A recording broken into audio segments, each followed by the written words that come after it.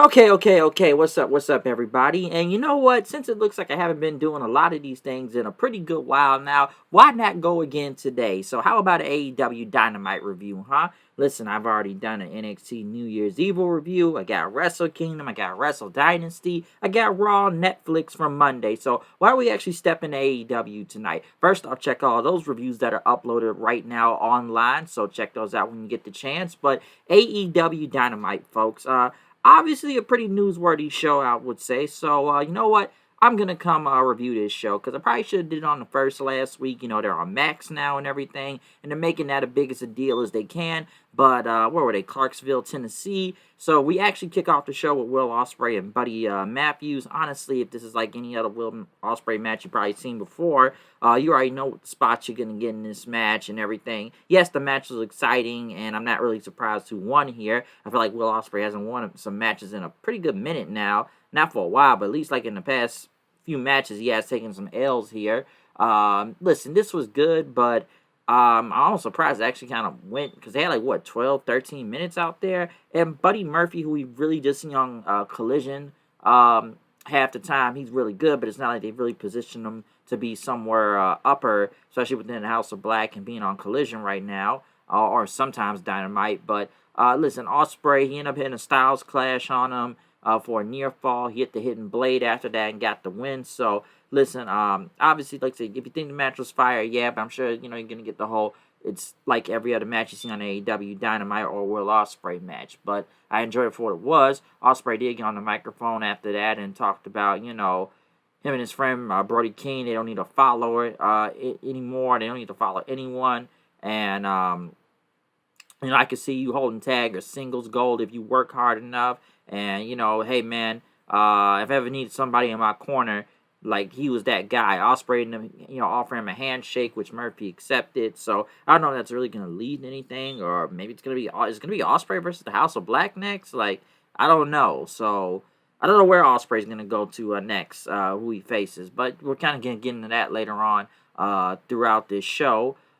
They did show a video package of Wrestle Dynasty, basically the AEW New Japan show that was last Sunday, which AEW now has more belts for some reason. I talked a lot about this in the Dynasty review, which I don't know why they need more titles on this show. If I'm looking at New Japan to an extent, maybe they should start taking some of those AEW titles. And you know what? I'll address this now since I know this was news a couple days ago after Wrestle Dynasty, because Chris Charlton, one of the English commentators for New Japan Pro Wrestling, was suspended indefinitely for his anti-AEW comments, which I think I may have talked a little about this, because listen, we've already seen Gabe Kidd talk about Kenny Omega and AEW, which, there was a lot of good points of what he said, which are mostly true, and, that was all part of the show and the works. I kind of appeared Chris Charlton was part of it because he was really going in on AEW during the Omega versus Gabe Kidd match. I know Rocky Romero was trying to stop him, but I don't even really blame for what Chris Charlton said. He had a lot of really good points. He was not wrong on what he said. Of course, he called Tony Khan a money mark and poaching multiple New Japan talents. And yeah, New Japan has kind of fallen off nowadays. I will say that, and they're really trying to recover because a lot of people left. And he, like Chris Charlton was right.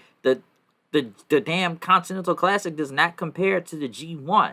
It really doesn't. Like, Chris wasn't holding back. Like, he's New Japan through and through. So, it is kind of dumb because, like, this is the guy that actually translates all the promos out there and basically the analyst of the show. But he was going in. He really was going in. And I don't know if Tony Khan really got mad. Some say it's ruined the partnership or something. I know a lot of people saying this partnership feels kind of one-sided because then again, like, if you've had AEW, people damn near, like, I know Moxie's kind of been in New Japan multiple times, even winning the IWGP World title, but, like, crazy how you just kind of got people from AEW kind of coming over and just taking belts, Takesha's got one now, but he has a contract with New Japan, apparently, now. He kind of mentioned that, I think, in one of the post shows. The Young Bucks, which is still crazy that they just lost some tag titles in AEW, literally, 2 months ago, and haven't returned there yet, but just pops up in New Japan, now the IWGP Tag Champions. Now, I'm assuming Naito and Hiromu were going after that, but that's a story for a different day. Mercedes winning some belt, I guess the Rev Pro British, I know that's not even a New Japan title, but I know that's already going to be questioned as it is already now. So it really does make you wonder. But I don't really blame Chris Charlton what he said during that Omega Gay Kid match. I'm like, he's not wrong. He was telling the truth. Like, where is he really wrong on what he's talking about? So it really makes you wonder. Right after that, though, Private Party route, they're the champions and everything. They're ready to celebrate. They got this, like, mini type of club right on the stage, like a VIP section, just, get some women and all that. MVP and the Hurt Syndicate, they came out there and said, hey, man, we want to party, too. We not all business. I want to offer y'all a toast. Y'all successful athletes. Y'all talented and everything. Y'all defended y'all titles last Saturday. And then Lashley said, it's a toast to the Hurt Syndicate because, we going to take those tag team titles. Which, Lashley ended up pouring the champagne into the bucket there. Probably just kind of shocked by it. Bobby Lashley ended up going against Mark Briscoe. Then after that, it is kind of interesting that they're going after the tag titles, though. I would have thought Lashley would have gone for a singles championship right now. I know that Continental Classic thing is over, so I guess they're going to go for the tag belts now. Listen, I thought it was a pretty good match. Both of them, I enjoyed MVP on commentary. Lashley ended up putting a hurt lock on to Mark Briscoe for the win. Next thing you know, Benjamin gets in. They start kind of taking him out after that. Private Party came back with some chairs in to fight him off. So, obviously, it's going to be a tag match, coming up with both of these teams, I'm sure, pretty soon for the titles. I feel like Lashley and them just going to destroy these guys. But we're going to see what happens. Then again, people don't really even seem to boo the Hurt Syndicate. They really just got to cheer them and keep saying we hurt people during the theme song half the time. So, I know they're heels, but people look at them in faces. The Casino Gauntlet match happened. Basically, see who's going to get a title shot, I guess, for next week on Maximum Dynamite. Or is it Carnage? Or is it Maximum Rampage? Or I don't even remember what it was. It's something. Or is it Maximum Rampage? I'm not even sure all the way. But basically, we had a Casino Gauntlet Battle Royale, okay? Jay White was out there first, and then Hangman Page. They start going at it. Willie Yuta was number 3. Jay White immediately takes him out with a Blade Runner, but the match still goes on. Swerve's music played, but it ended up being Ricochet, so he kind of just trolled the crowd right there to get some heat. Adam Cole came out. A lot of former Bullet Club and Undisputed Era people out here. Daniel Garcia comes out, and what did they start trying to dog? What did they even do? Try to jump up on I don't know, he just started punching everybody, just throwing them in the corner and all that. Powerhouse Hobbs came out throwing people around, throwing Ricochet and throwing, Adam Cole, Jay White, multiple suplexes and whatnot. Even won the Hangman. Roderick Strong was number 8. Lance Archer was number 9. I know him and Hobbs kind of went at it, just a big guy challenge right there. Kyle O'Reilly was the next one. So like I say, you already got all the Undisputed Era out here. Jeff Jarrett was like number 11, but Willie Yuta ended up jumping him from behind, and they fought off to the back, so we didn't even see Jeff Jarrett in this match. They just fought off then. Hobbs actually ended up getting the win. Hobbs ended up hitting like a spine buster on a Kyle O'Reilly, and now is the new number 1 contender for the AEW World Championship. Renee Young ended up getting in and interviewing him after that, saying it's going to, what is it going to be? I think it's Cincinnati next. It's like Mox's hometown, Cincinnati, if I'm not mistaken, but he talked about how John Moxley got him into this company and everything, but now he's gonna make Moxley his bitch. So good for Hobbs actually getting a title shot. Almost didn't really know what to really kind of expect. Who was really gonna win this whole Casino Battle Royale? But Hobbs, I'm cool with. Obviously, the match is next week. We're gonna see what happens with that. It does sound interesting, so. Hopefully, I don't think Hobbs is obviously going to win the title, but hopefully this does something for him where he just doesn't kind of feel like a random person, because I feel like ever since he came back, he just kind of mattered for like 2 weeks and just kind of fell to the wayside then after that. But right after Ian Riccaboni was in the ring, I should say Taz and Shivani weren't even on commentary. It was actually Matt Menard, Save Big Money at Menards, and Riccaboni and Sockhead right there, Excalibur on commentary.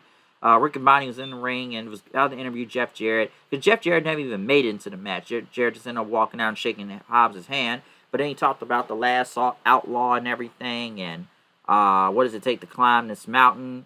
And MJF's music hits after that, which, I'm surprised he wasn't in Battle Royale too. But, he told Ian, the Bible thumping prick, to get out of his ring. And he went to talk to Jeff Jarrett. And, I could go for the world title right now for Dictator John. Hobbs is #1 contender. You get all these Adams going for the world title right now. It's like a nightmare out here. So I'm going to play an easy game. It's just too much hard work. And, you've been one of the big, he told Jeff Jarrett, you've been one of the biggest stars in wrestling. You've done a lot. You have Ring Dinosaur. You're still going. And you don't want to retire. But here's the thing. You're signed to a 1-year contract. And that's not what you wanted. But, you've given it all, and there's nothing left for you to give, and you only got 1 year to do it, which everybody's got some type of 1-year retirement angle going on, it looks like, in wrestling. If it ain't Jeff Jarrett, it's John Cena. If it ain't John Cena, it's Hiroshi Tanahashi. If it ain't Tanahashi, I think Goldberg may be in it too. So everybody's got some type of retirement angle going on right now in wrestling. But I know some people are already going to compare Cena and Jarrett's, because it is somewhat kind of similar, but not similar at the same time, with the 1-year thing and trying to get gold and all that. But, MJF said, like, you want to prove yourself, you want to get back to the top of the mountain, all you got to do is help me become AEW World Champion, and I'll make sure you're the first in line for a title shot, okay? And, don't piss me off and everything and slap nuts and stuff. And Jarrett basically went on to say, you are one of the longest AEW World Champions in history, and that's very impressive, but you're too young to understand that, you learn from failure more than you do success. And I've fallen down. I've been rock bottom. You are a one-hit wonder, basically. So I'm comfortable at rock bottom. I know how to fight my way back to the top. And I don't need you, MJF, which, I don't know what you're selling, but I don't need it. And he basically says you're an entitled prick, and left after that. Actually, a really good promo segment, though. I don't know where it's really going to lead to now with MJF and Jeff Jarrett. So obviously, I think it's going to be a match, but it is interesting that, MJF wants to help Jeff Jarrett get a title shot, which, everybody wants a title shot. But then again, I already know from last week that people were not already feeling the Jeff Jarrett thing to some extent of him not retiring, but just going for the world championship. I'm sorry, this isn't TNA when it first started. Hell, it's not even WCW. And then again, it's not Vince Russo putting the belt on him, too. But, Jeff Jarrett trying to get the world title, I don't see that happening at all. I really don't. Maybe they can build a story to where he does and tries to find his way to get to a world title shot, but I don't think he's gonna win the world title. Come on, I don't see it at all. So it's just kind of crazy that they kind of now got Jeff Jarrett somewhat in a high position right now, or trying to go for the world title. Right after that, I know they showed Darby Allin being thrown down some stairs. Don't know when he'll be back. Cope came out. Let me say this too. I think the Cope name is still stupid. I'm still going to keep saying Edge. Honestly, they could have just stuck with Adam Copeland, because Cope just sounds bad. The rated R superstar Cope. I thought it was a joke when they did that last week, but it was real when I actually found out about it. Like, Cope. Is this an inside joke? I don't even know. But I'm still just going to keep saying Edge, because Cope sounds ridiculous. But, he talked about how Moxie and them taking out Brian and Darby and whatnot, and what he did to FTR. Those are close personal friends of his. So you crossed the line. And he talked about all the people he's beaten, Jay White and Orange Cassidy, and they didn't have to grind and everything, bruv. But to get to a world title. But listen, you don't know what I've gone through. He talked about a match when he broke his neck against Eddie Guerrero. I remember that match very well on SmackDown. I think I still got on DVD on the 15th anniversary DVD. So that was a hell of a match if anybody remembers that, Edge versus Eddie Guerrero. And he talked about he broke his neck, but he got back up. And he talked about the match with Malachi Black with the barbed wire steel cage, broke his leg, but still got back up, and he won those. So what are you really going to show me, huh? What are you going to teach me and everything? And the next thing you know, the Death Riders music hit, and, they're going through the crowd and stuff. FTR ended up attacking from behind. Edge ended up helping after that, going after Moxley. Marina Shafir got put the briefcase in the ring, which Pac finally came back. Where did Pac go? He just disappeared for 2-3 weeks, and we haven't seen him since. So he just pops back up and takes out Edge. Moxie puts the Bulldog choke on him then after that. They even get a plastic bag, but Next thing you know, Hobbs came out, basically walking to the ring, scaring him off. And I was like 5-on-1 at this point, but they didn't want no parts of Hobbs. Obviously, the world title match is next week with them. So, we're going to see what happens. But obviously, it's feud still with Edge and Moxley. So, we're going to see where this goes forward. But like I said, I'm still not digging this whole Cope thing. That name is just ridiculous. It really is. Mariah May was in the back talking about it's going to be a women's gauntlet, casino gauntlet battle royale next week. Talked about how whoever's going to win get a shot at her title. Harley Cameron showed up doing a whole bunch of comedy and said, like, how about we have a non-title match on Collision? And Mariah said, yes, I'm going to rip your head off. I'm going to be honest, I was not really paying much half attention to this segment. There was at least 4 reasons why I could pay attention to it. Then again, I probably need some double D batteries for my controller also, and stuff to play the game. But, man, I got to say that was a great segment for 4 different reasons. British and Australia, man, not a bad combination there. So, there were at least 4 big reasons why at least I paid attention to this segment right here. Not really probably going to watch Collision in general for this match, but I have 4 good reasons to watch this segment. After that, Willow Nightingale versus Toni Storm versus Chris Statlander to see who's going to get into the Gauntlet Battle Royale match. A good match. It ended up with Statlander getting the win. I know Statlander's taken some L's recently, but she's still kind of getting in the win. She's in the Battle Royale. She ended up basically hitting the Saturday Night Fever finisher onto Toni Storm then, after she threw Willow out of the ring. So Statlander gets a title shot. Toni Storm basically said, she was glad she was out there, but she needs to keep working hard, and that's not Toni time all the time. So she seemed pretty sad. So, obviously, they're still doing the Toni Storm amnesia thing, but will she get her memory back soon, become timeless again? We'll see. Kenny Omega came out. I know he had some new music. I think it's like some Final Fantasy stuff or something he had coming out there, but Kenny came out. He talked about, obviously his match with Wrestle Dynasty last Sunday against Gabe Kidd. And he talked about over a year ago, he checked himself into a hospital. And he was told he had diverticulitis. And, 2 feet of his intestines was taken from him. And if he didn't check himself in, he would have died, basically. And he talked to the doctor about how long recovery would be and how long would it take for him to get in the ring. Doctors told him, you're lucky to even return to a normal life. And let alone try to be the old Kenny Omega again. And he talked about, going back into the hospital 4 more times for a month. And he questioned whether, it'd be safer just to call it a career and quit after that. And he just kind of thought about it, is it worth carrying on? And, why does he need to still fight? And he said he did still fight. And he had to test himself to be the old Kenny Omega again. That's why he went back to New Japan for a minute. And, over this weekend and stuff, too. Just, and that, though a lot of people say the person he wasn't supposed to be, he said this new version of him is much as dangerous as it does before. This isn't about money or power anymore and stuff. And I gotta say, this is a good Kenny Omega promo. I know, I always say Kenny Omega doesn't really have good promos, and it has shown before. But I think given how real he was out here talking to the crowd, which he even did last time, even when his diverticulitis thing months ago, when the Elite beat him up, I thought he had a really good promo. So there are times when Kenny Omega can't really cut a promo. We don't really have the Bucks with him and all that. I've said it before. He's really good. Like I said with New Japan. When he's in New Japan, he's in his best form. Say what you want, but that's probably his best version of him. But before when he got interrupted, Don Callis tried to come out there and say something, and Kenny Omega literally just charged and started punching him. The Don Callis family came out and attacked.